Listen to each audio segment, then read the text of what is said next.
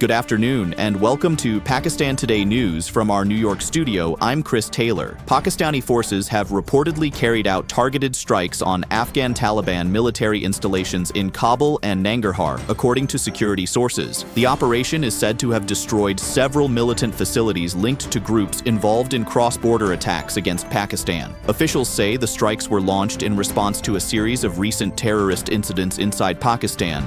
Islamabad maintains that militant organizations, including elements of the Tehreek-e-Taliban Pakistan, are using Afghan territory to plan and launch attacks. Pakistan has repeatedly called on Afghan authorities to ensure that their soil is not used for activities that threaten Pakistan's security. In international developments, the United Nations Security Council has unanimously approved a resolution extending the mandate of the United Nations Assistance Mission in Afghanistan for another 3 months. All 15 members of the council, including Pakistan, voted in favor of the extension. The renewed mandate will run from March the 16th until June the 17th. Pakistan's deputy permanent representative to the United Nations said the mission continues to play an important role in supporting peace, stability, and humanitarian assistance in Afghanistan. He also warned that the threat of terrorism emanating from Afghan soil remains a serious concern and urged Afghan authorities to take effective action against militant groups operating in the country. Meanwhile, former wife of Imran Khan, Jemima Goldsmith, has appealed to Prime Minister Shahbaz to allow their sons to visit their jailed father.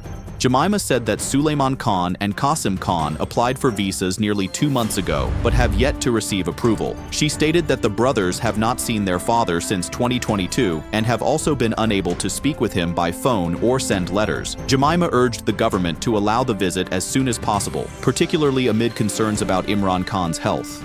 Turning to parliamentary affairs, Pakistan's Senate Secretariat has issued a rebuttal regarding reports about the purchase of a luxury vehicle for Senate Chairman Yusuf Raza Gilani. The statement confirms that a Land Cruiser was ordered in May 2025 using savings from the previous year's Senate budget. Officials say the vehicle was acquired through a transparent procurement process as part of a broader plan to replace official vehicles used by Senate leadership and committees. The Secretariat also said the car was delivered in March 2026 and rejected what it described as misleading media reports. For more on this story, we go to our correspondent in Islamabad, Sarah William. Thank you, Chris. Officials at the Senate Secretariat say the purchase has been misunderstood and insist the vehicle acquisition was part of a routine administrative process. According to the Secretariat, the decision was made last year after budget savings were identified and the procurement followed established government procedures. Authorities say the Land Cruiser is intended for official duties related to the Senate chairman and parliamentary activities. They have also urged media outlets to verify information carefully to avoid what they describe as inaccurate reporting on state institutions. Thank you, Sarah William, in Islamabad, for that report. In other news, Pakistan's fuel supply situation remains stable, with the government saying that March's petroleum requirements have been fully secured and supply coverage is available until mid-April. A meeting chaired by Finance Minister Mohammad Aurangzeb reviewed national fuel stocks, imports, and supply logistics amid tensions in the Middle East.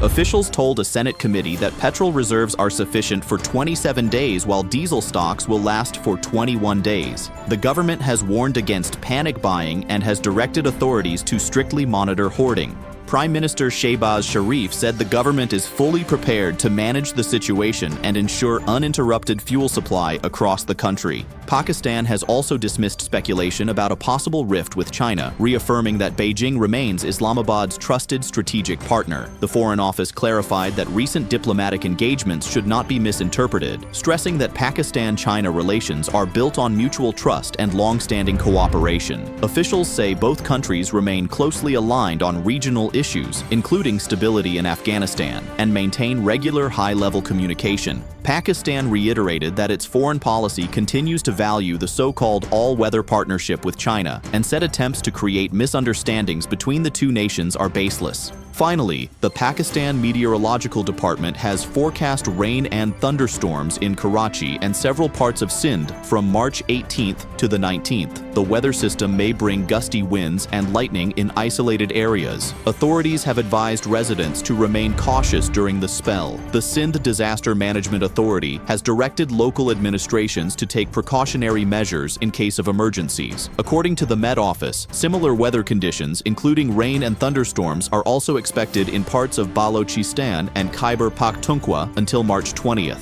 That's all for now. You're watching Pakistan Today News. I'm Chris Taylor.